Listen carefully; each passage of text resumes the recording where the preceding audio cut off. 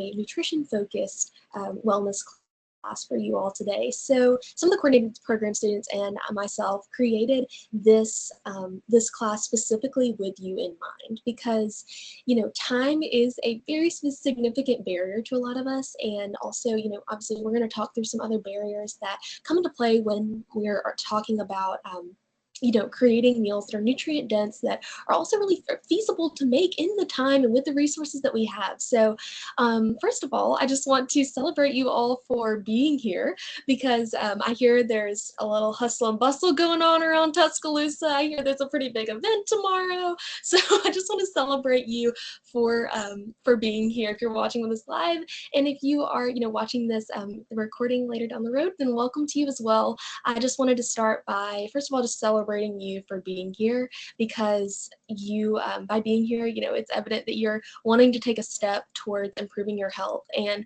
I always like to say that, there's a lot of fun events that we can go to, and all those things are great.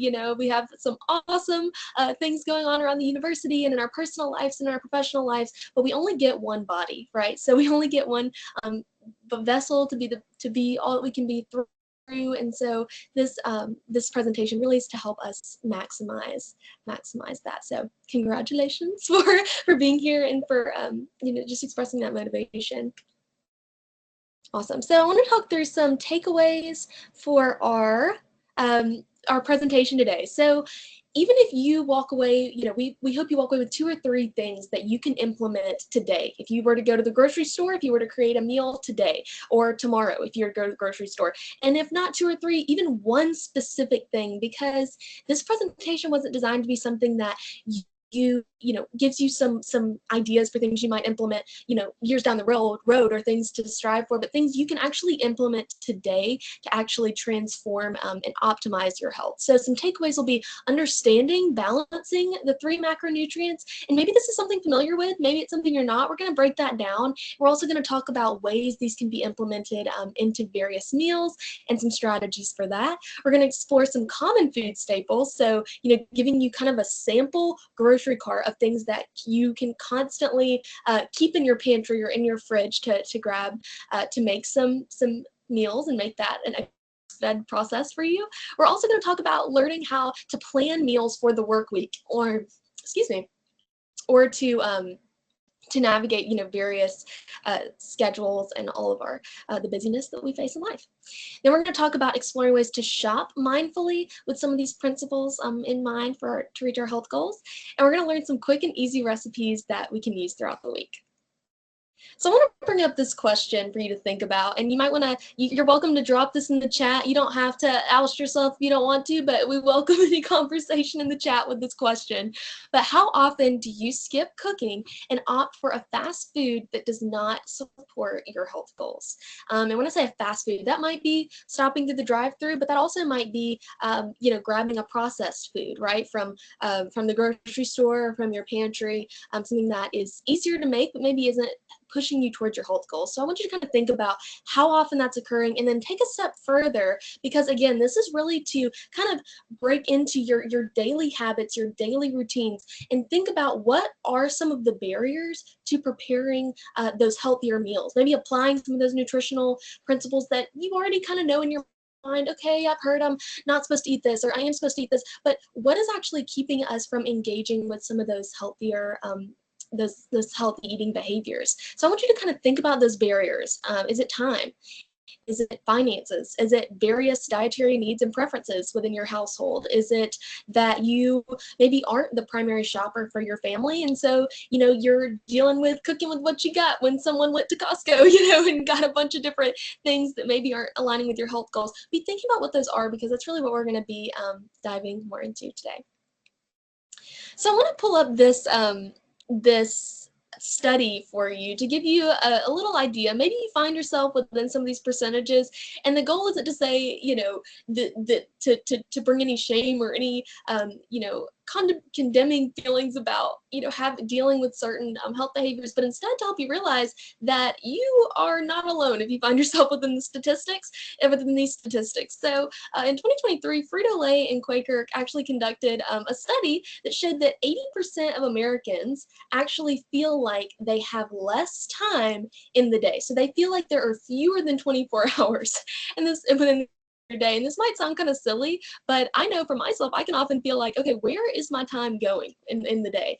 And maybe you feel that as well. And 80% of Americans also would report that they have experienced that. And so I think that's really interesting because a lot of implementation principles and practices we see are things, maybe we see from influencers on social media or in various, different articles and things, sometimes can seem a little out of reach considering the time that we really feel like we have. And so our goals can be to maximize what we have instead of striving for something that isn't really attainable. So just want to encourage you with that really. And I also want to say that, the study also showed that Americans have about 52 minutes daily to prepare and enjoy meals, with about 1/3 of Americans spending less than 30 minutes. And maybe you find yourself within that as well. Maybe you also feel like, okay, I have about 30 minutes within the day to prepare a meal and get it on the table for my household or for my kids or for myself. Maybe it's even less than that, right? But we're going to be talking about really how to maximize the time that we have. And hopefully this has encouraged you that if you've experienced that, you are not alone. So now we're going to be talking about some statistics regarding fast food. And the purpose of this is really to pinpoint that the amount of people who are consuming fast food daily. So 45% of adults are consuming some type of fast food on the daily. Maybe you find yourself within that as well. But more interestingly to me is the statistic that $3,600 are spent yearly at restaurants in general, with around $1,200 spent on American fast food in America. So, obviously that $3,600 for restaurant spending, you may think, okay, that's above or below, where I would say I fall, or maybe you don't really have an idea of how much of your finances are going into spending, getting food from eating out or eating at restaurants or fast food. But I think really the most interesting thing about this is that actually this $3,600 is really $13,000 more than the cost of preparing the same amount of food at home. And because obviously, restaurants vary in the pricing of meals. Obviously, if we're going to a really nice restaurant, that's obviously going to be a different price point than a fast food restaurant or grab and go food. But in general, overall, $13,000, and so is how much more per year, you would be spending as compared to actually making the food at home. And I want you to kind of think about that, because think about what you could be doing with those finances, or where those might could go in some other ways that really can improve your quality of life. And maybe that's a motivator for you to really engage in creating meals at home or creating meals yourself. Because, yes, we're going to talk about some of the physical benefits to preparing whole foods right at home. And we're going to give you some strategies to do that, which is really exciting. But I also love that one of the tenets of wellness and work life's kind of definition of wellness, a tenet of that is also the financial wellness part of things, right? And so, yes, we might be spending less time grabbing a quick item, but think about, there's more of an expense there than just the time, right? So there's also a financial expense, and there's also a physical expense that comes into sometimes grabbing the quicker thing that might seem easier. And so we really want to demystify and bring a sense of ease to creating some healthier meals. So one principle I want to explain as we get into this conversation is the idea of nutrient density. So maybe you've heard this term before, maybe not, but essentially when we're talking about nutrient density, we're talking about how much bang for your buck, right, are you getting in a meal item. So we're talking about, a food that's more nutrient dense is going to have a higher vitamin, mineral, complex carbohydrate, lean protein, healthy fat, content compared to a food that is maybe more energy dense or calorie dense. So we're talking about how many nutrients, right, things that are good for our health, that are protecting us from developing chronic disease, how many of those can we fit in a certain calorie amount, kind of, and looking at that balance. So I wanted to kind of explain that before we dive into how we're going to prepare certain meals and things, because that's really what we're aiming for, right? That bang for our buck, right? How many nutrients can we get in a smaller amount of time, and how can we equip you to find things that are more nutrient dense, because there are some ways we can do that. So an example of this is going to be these two food items here. So you see veggie straws, maybe you've seen these, right? And then we have carrot sticks, and I want you to kind of look at the differences in these nutrition labels. So the carrot sticks obviously are going to be more nutrient dense, with 3 ounces or roughly 1 cup of a serving being about 30 calories. You have 7 grams of carbs, right? 4 grams of sugar, but no added sugar there. And really 65 milligrams of sodium, which is about 3% of your daily value. And so, maybe I'm explaining this and you're like, okay, I don't know if I really recognize what some of those percentages mean. So just to break that down for you, the percent daily value is the percent, of these certain elements that you're going to want to get in your diet within a particular day, right? So, so sodium, let's see, if you look at the nutrition label here for the carrot sticks, it's a sodium 65 milligrams. That's 3%. So that leaves the other 97% of your sodium to be gained from other sources, and you're not getting, and or what I meant to say is you are getting a lot of other nutrient benefits from these carrot sticks that you're not necessarily from the veggie straws, like things like specifically I think about antioxidants, and you're like, okay, I've heard that term, but what does that mean? So antioxidants are really going to help protect our body and our cells in our body on the cellular level from damage. And so that's why we talk about the really important components of these. There's also a lot of vitamins, right, that are going to really benefit a lot of physiological processes. So just kind of wanted to point that out compared to veggie straws, because even looking at the packaging, we're going to talk about this later as well. If I'm going in a store and I see something that has pictures of vegetables on the front, I'm thinking, okay, that looks like it'd probably be as healthy as the vegetables, maybe, right? Like it says veggie straws, so maybe it's just a different format of these vegetables. But in reality, there's a lot of added sodium, a lot of added carbs, and fat content within these that may not be really moving us toward our health goals. So what do I mean when I say our health goals? What I mean when I talk about the proportion of a nutrient compared to the rest of our plate or the rest of our meals during a day. So I want to show you, this is an example of the My Plate image here. And so here you can kind of see, this is the USDA created My Plate, which is a kind of an image to kind of break apart, okay, how much, what fraction of my plate should be consumed with different elements of the diet, right? So we have vegetables, we have fruits are a big part of this, dairy is a part of this, protein, and grains. So I want you to kind of take a look and consider, okay, does my plate typically look like this? And if I'm even asking myself, I would say no, right? A lot of our foods are combination meals. So they're gonna have, maybe if I'm eating, something like, I really enjoy doing the spaghetti, the zucchini spirals, right? It's like the zucchini noodles with meat sauce, like with like a lean meat or ground turkey and red sauce. And I'm thinking about that, and I'm thinking, okay, well, that's something that's kind of all together, but I'm getting vegetables obviously through the zucchini, but also, that fruit and the tomato sauce, and maybe some other vegetables that I've thrown in there as well. So this is just a picture, but obviously we know our meals are going to look different than this, which is kind of what we're going to get into in a few minutes, is how to kind of gauge the balance. But I want you to take a look at this, some of the different sources of these elements of your plate. And we're going to talk about those more in a second, but here is something that we've created for you. Feel free to take a screenshot or a picture of this if you like, to keep in mind this equation.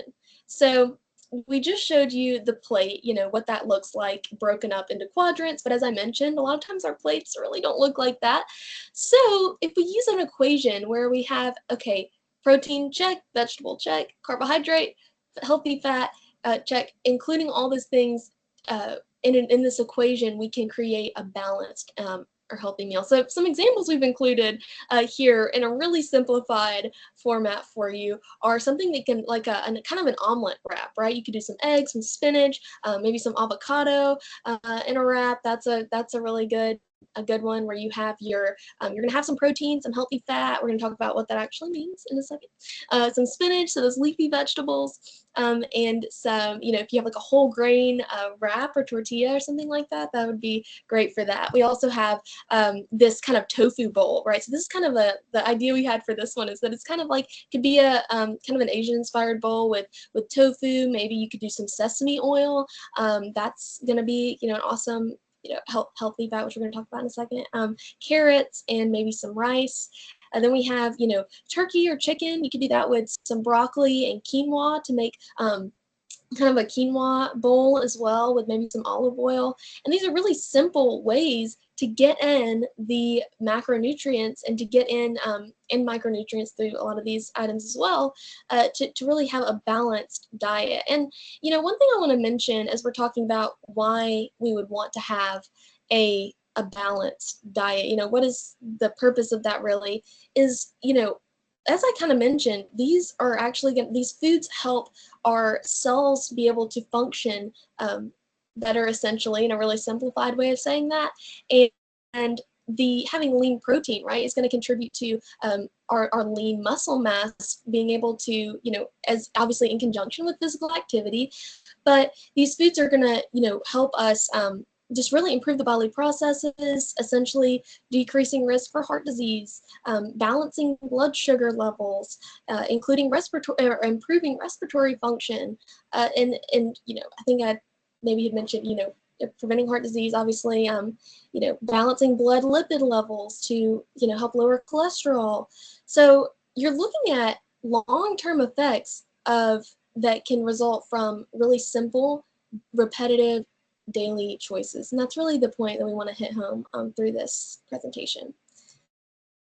So now we're going to talk about what is a whole grain. Have you seen this on labels? Maybe you have. I know I see a lot, and I think, okay, what is a whole grain? A lot of times that's not really explained on the packaging, so we want to kind of explain to you why that might be better than some other options.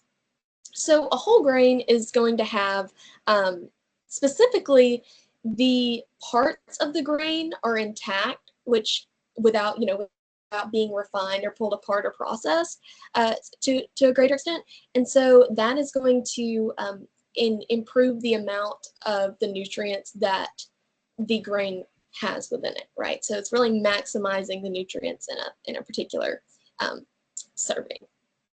So the USDA recommendation is about 48 grams of whole grains per day, but I want to bring to your attention that, as I mentioned, that MyPlate, so they have a website where they actually do a MyPlate plan where you can put in your some different factors about yourself, such as your age, maybe I'm trying to think what else is on there. I know I think there are some other factors that are on there that you can put in and it will create essentially a kind of form for you to tell you kind of where you need to fall and some of the ranges that you would need to fall in, kind of as a target for your specific nutrient needs. Because, as I also want to point out, nutrient needs are different for everyone.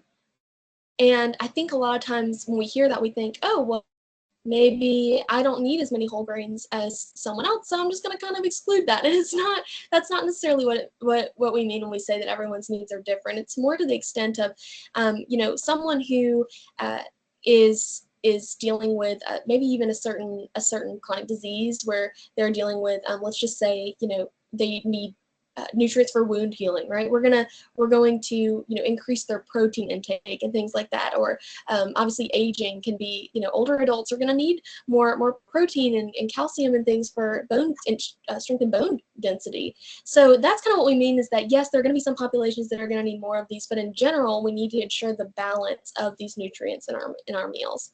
So hopefully that's helpful if you've maybe heard that that kind of phraseology before. So yeah, so whole grains is ensuring the integrity of the grains, allowing for optimal fiber and vitamin consumption. Now our protein, lean protein here, the lean protein is going to means that it's lower in overall fat and especially low in saturated fat. And so some examples of this would be, you know, chicken breast, ground turkey, 93% lean or higher, you know, turkey breast, tofu, shellfish, tuna, lentils, and salmon. And you notice that lean ground beef or lean beef as any kind of red meat is not on this list, and that's just because of some of the you know, negative health effects of overconsumption of red meat. And actually, something that's kind of interesting is that a lot of the blue zones, if you've ever heard that term before, those are certain regions of the world where the population has a decreased risk for development of disease. There are certain areas, there's a documentary about it on Netflix I've heard is wonderful. I've read about it but have not watched it. Maybe you can watch it and let me know how it is. But I would like to watch it myself as well. But these regions actually have an increase in overall plant-based food consumption as opposed to meat consumption. So I think that's a really interesting point to make, is that, you know, these food items that are specifically lower in fat are going to lead to, you know, decreased blood lipids and can really improve our vascular, the health of our vasculature. So our blood vessels and systems, which improves heart health. So as you're noticing from this conversation, you may think, well, she's talking about all these systems and all these things. The reason that I'm explaining that is to say that these really have direct impacts on the systems of our body. And so that's why it's so important to make these choices. And you may think, well, what does this have to do with, you know, with eating quicker meals? I thought this was going to teach me how to make a meal in 5 minutes, and we're going to get to that. But if we don't have a framework to really build upon, we're going to be, you know, going for processed foods and things that maybe would not be as beneficial for our health. So as we talked about lean protein. Okay, what about healthy fat? Okay, you might hear this a lot. I know I sure do hear a lot of times, you know, okay, well, why would I want you know, a healthy fat compared to an unhealthy fat? Like, what does that mean? What are examples of this? So a healthy fat is going to be a monounsaturated or polyunsaturated fat, and so that, you know, includes a plant oil that maybe is liquid at room temperature, is going to be kind of a part of this. So some examples would include avocado oil. Avocados are included in this this healthy fat kind of sector as well. Olive oil, almonds, cashews, fatty fish. So what are fatty fish? Fatty fish would be things like salmon, tuna, trout, mackerel, sardines. Don't know if you consume any of those things, but they're on there. They count if that's something you are interested in implementing. But a lot of people enjoy nuts or nut mix, right? So that's a way to get in those healthy fats, is through you know, kind of a snack option. Also, flax seeds and chia seeds. These can easily be thrown into a smoothie or topped on a salad, and they provide some great healthy fats that are high in omega-6 fatty acids that are going to be really helpful to your bodily processes. And fish oil is on there as well. Okay.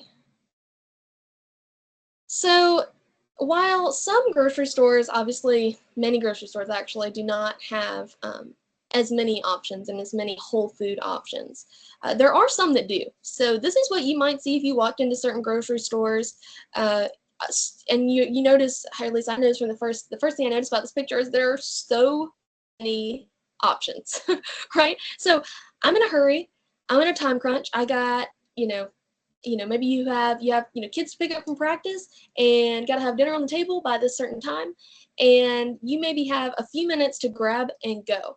How are we going to pick the foods that are most helpful for us? So we've included this essential food staple list. So you might want to take a picture of this, a screenshot, to save for later, to build your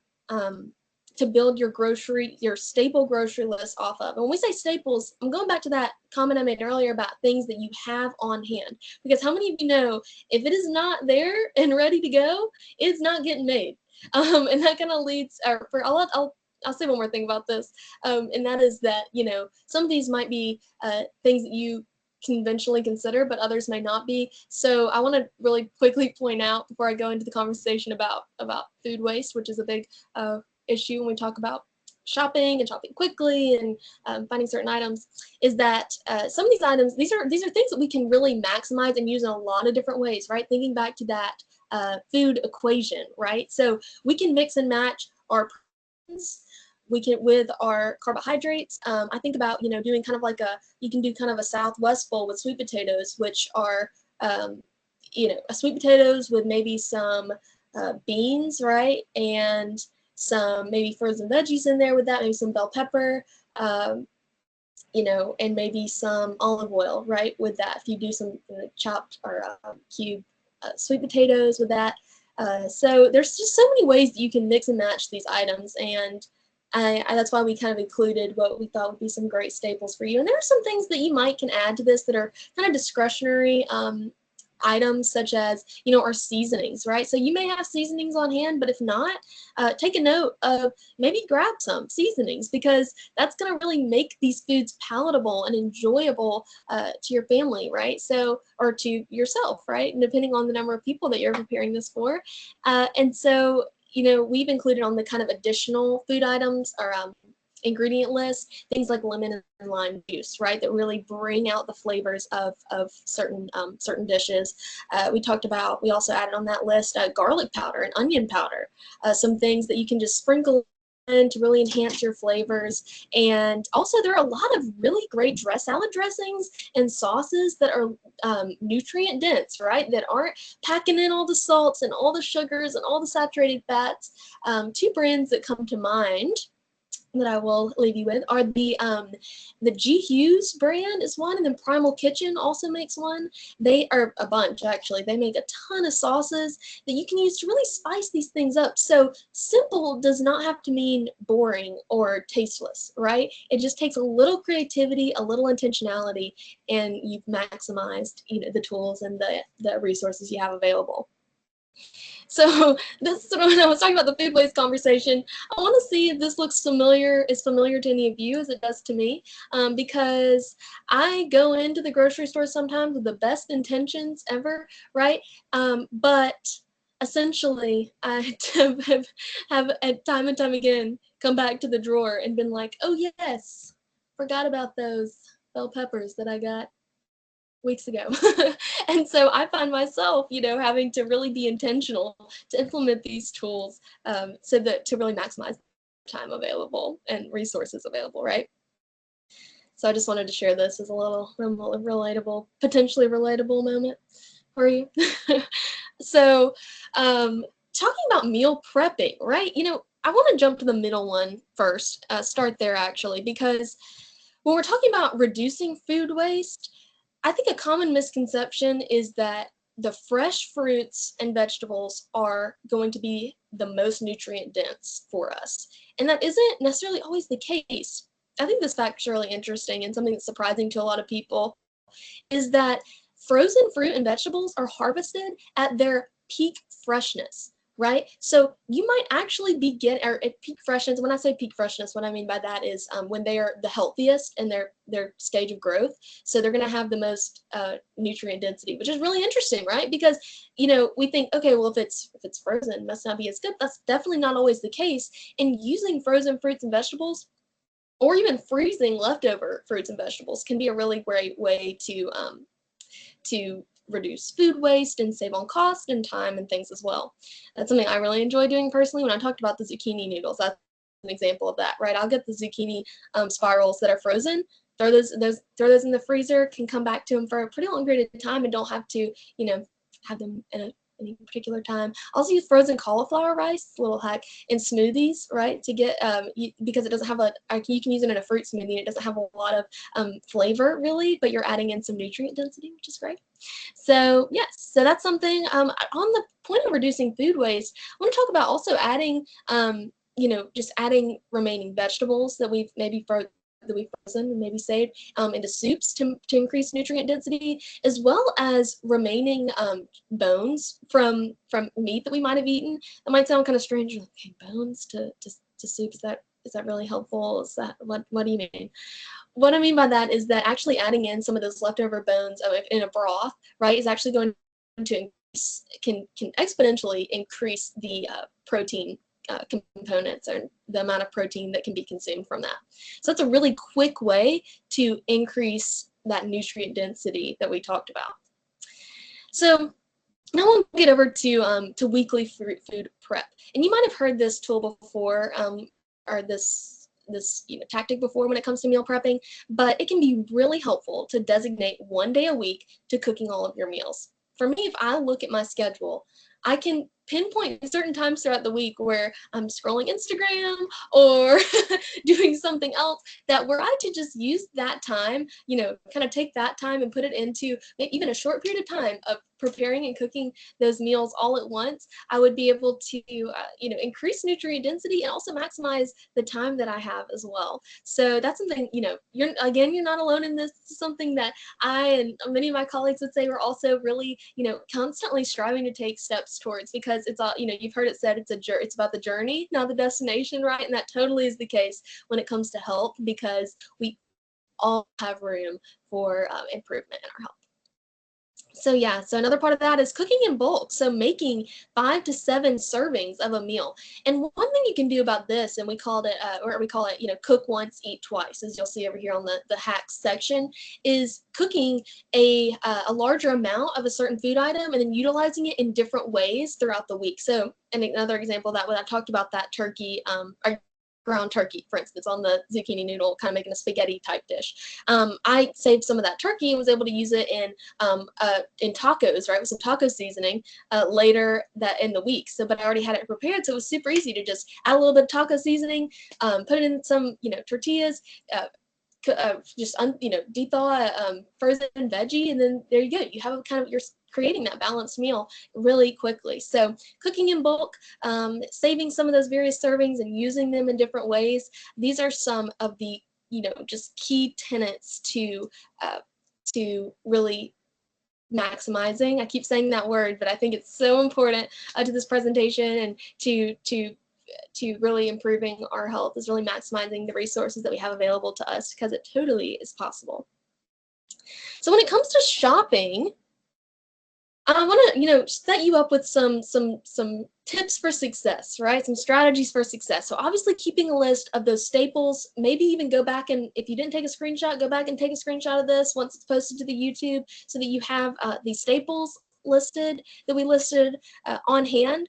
And also communication is key. So you may not be the primary shopper for your household, or you might be, but communication with the others in your household, the other people who are going to be consuming these meals, are so important. And it can be as simple as a quick text conversation of, hey, can you, get this item and this item as well, and just to keep that just intentional conversation, and open conversation and communication regarding your health goals, because it can be so much easier and to be able to have that that accountability even in community.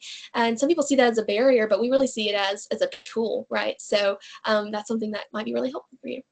And then starting on the outer aisles of the grocery store. So these are going to have most of your fresh whole food ingredients, whereas the inner aisles are going to have more processed foods. Maybe now that I'm saying that, you can kind of picture what I'm talking about in the grocery store. And so when we think about those processed foods that are usually on those inner aisles, what are we really talking about? Because why would it not be as beneficial to pick these? Well, yes, they're quick and easy, but as the slide suggests, they're often higher in sodium and sugar and fat with minimal nutrients, and so again leading to risk factors for chronic disease, or further exacerbating symptoms of chronic disease. And this is pretty simple swaps that we're gonna show you in a second for some of these items that can be rather quick. So looking at, maximizing our time, as we've been talking about this whole presentation, one way to do this is through using grocery curbside pickup. This can be done usually on the website or via the apps, and a lot of them do not have any additional cost. I know, for Walmart and Kroger, there's no additional cost for purchases over $35. And I don't know about you, but a lot of times my groceries, are going to be a little bit more than that. So you don't have to pay any additional cost to use that curbside pickup option. That saves me a lot of time. Um, Target, there's no additional cost for using the curbside pickup option. Publix adds an additional fee per item. So that goes into using their platform, which is Instacart. So that's something just to kind of keep in mind. But you're able to save time shopping. You can compare prices. A lot of times I'm seeing deals on these apps that I would never have known about. I'm not a coupon clipper. Maybe I know a lot of other people are. I think that's awesome, but sometimes I miss them because I'm in a hurry. And so I think this is a way that you can really maximize your finances to get these nutrient dense items really quickly. And you're also, maybe avoiding those impulse buys, like grabbing, a box of cookies or something because it's just right there. Because for some reason, they put the bakery right before you go to the produce section. And I feel like I know why they do that. They get me sometimes. But anyways, all right, so we're going to talk about now on some of those grab and go items. So a lot of times we are picking those grab and go, maybe some processed food or prepackaged, I should say, food items. And when we're doing that, one of the quickest ways to identify which ones are going to be the most beneficial to our health, one of the quickest ways is going to be looking at the food labels. And this can be great if we know how to navigate it. We can do it really quickly, but it can also be a bit of a trap because companies know that is the way that they can get people's attention, obviously. And so there's something that we in the field of nutrition kind of refer to as the health halo, and that's where marketing teams utilize some of these health claims to make a food item appear healthier than it actually is.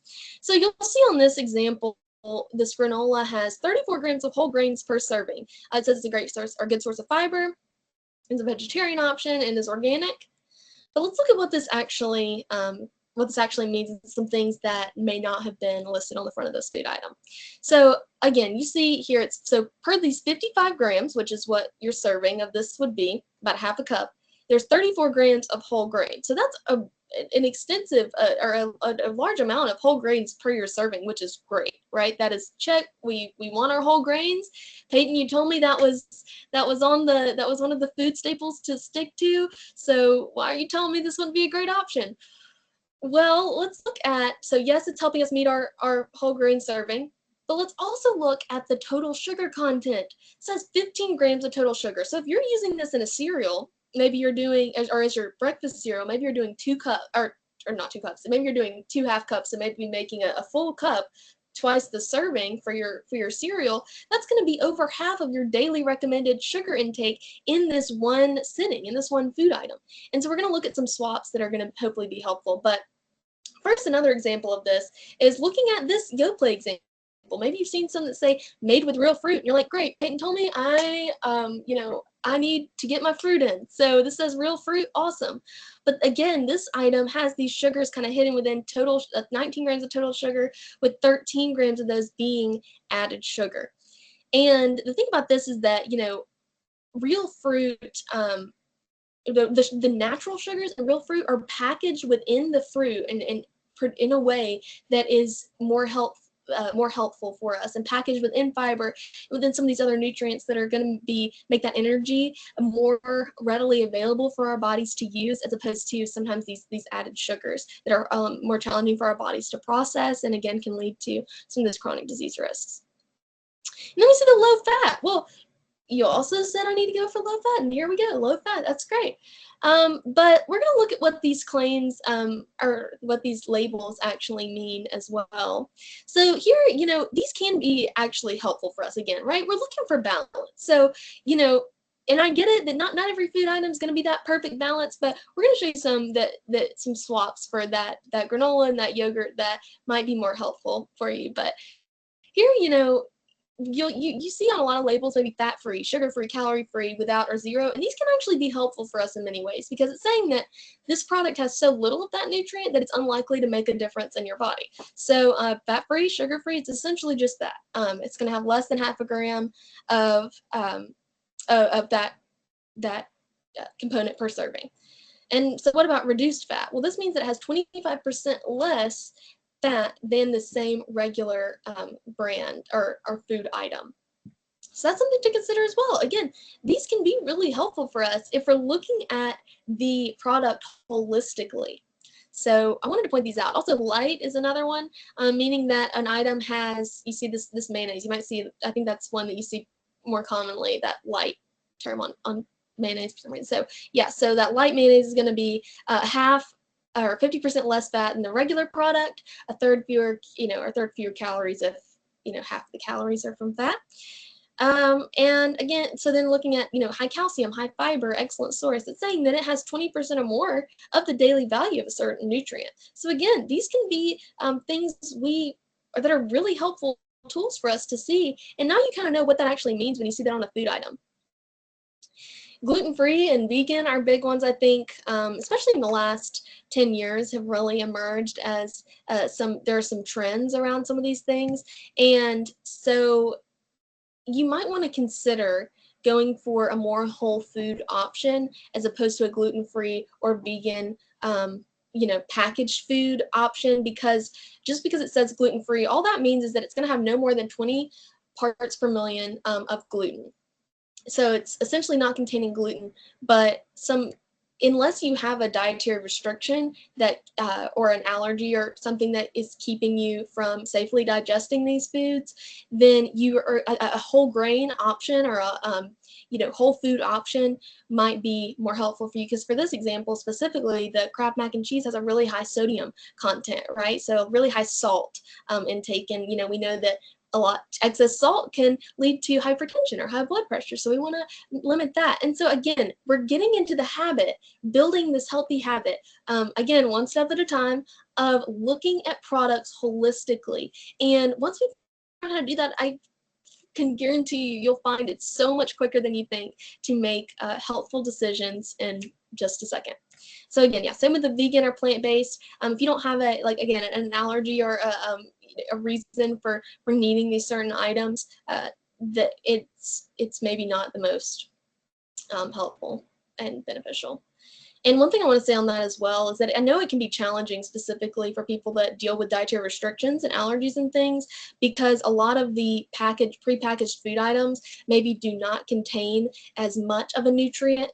So for instance, a non-dairy yogurt, right, might not contain as much protein as the regular yogurt, and that's where you need to be mindful of, okay, am I adding and getting in some of these other adding in some protein in a different way and getting a little creative there. But yeah, just because something says plant-based does not mean that this your cookie is made of just your vegetables, right? So just kind of be thinking about that. Yes, it's plant component. That just means it's not using any animal product or any part of an animal, but it's not necessarily always the most helpful, as this item in particular has a really high sugar content. So yes, we just talked about investigating the ingredients. We're going to want to be looking specifically for items that do not have sugar and salt listed as one of the first two ingredients, because ingredients are listed in order of abundance. So if sugar is listed as the second ingredient, like it is on that granola that we looked at earlier right here, that means that it has more sugar, right? That's in greater abundance than the brown rice and then some of these other ingredients and almonds and a lot of these other ingredients listed. Same with the yogurt. This yogurt has sugar listed as the second ingredient, so it's the second highest abundance. So that is another really quick way to just flip that box over. Okay, sugar is the second ingredient. Okay, what are some other options? And so now we're going to talk about that really quickly, and then we'll get wrapped up. So yeah, so these are some options that have less sugar that you might want to consider. The granola is actually about the same price as the other granola. This yogurt, I know this brand in particular is a bit more expensive, but you can always go for those store brands. So I know Walmart has great value, Target has Good and Gather, those brands that sometimes might be more cost effective. And if you're looking for this is like a low fat or milk or 2% milk fat yogurt might be something that, does have less sugar content. And it's just essentially saying the same thing there. Here's another swap for your fruit snacks. I don't know if any of you have kids that love these. I'm a big kid and I love some fruit snacks. So if you're looking for a snack at work, the fruit strips that have less added sugar and more of those naturally packaged fruit sugars from the actual fruit are going to be a lot more beneficial to our health. So now making these nutritious meals, sheet pan, slow cooker meals, and casserole meals, I know in the South we love some casserole dishes, can be really great ways to maximize your time using some of these food staples that we mentioned, and really mix and matching and batch prepping a lot of these meals we can save for later, or these are ways that you can serve a large amount of people if that's something that is something that you need to do. So we're going to show you, I'm going to slide through these recipes and then we'll get into some questions. But this is a one-pan roasted salmon, sweet potato and asparagus recipe. If you want to take a screenshot of this, you can. We're also going to have some recipes linked in the handout that will be put in the chat for you all. So you can, kind of come back to those. But yeah, I'll give you a second to kind of look at this. You can also use salmon or use tofu as your protein of choice here if you want to do some plant-based swaps, which can be really beneficial for your health. Here's another one of crock-pot chicken fajitas. Can take a look at that really quickly. Again, a meatless option for this would be to replace the chicken with beans, right? So beans are really high in protein and really go well with this type of cuisine and this recipe. So you can take a look at that, maybe take a screenshot. If you want to try something new, I've tried one it's very similar to this and it was delicious, and I kind of ate on it for a few days and a few different meals and switched it up and put it on, did a taco salad kind of with some of the ingredients one day and then did some different things with it, so that can be really helpful. Here's a baked ziti. That's also another great dish. So you can see there's just some ways to get creative to maximize your time, your finances, and your cooking abilities, right? To make some really great meals that you enjoy, but are also really pushing you towards your health goals. Now we have two of our maybe some fast food classics made in a whole food, taking a whole food approach. So if you've ever had the Taco Bell Crunch Wrap, maybe you're a fan of that and you think, I'm not giving up my Crunch Wrap. We have a solution for that too.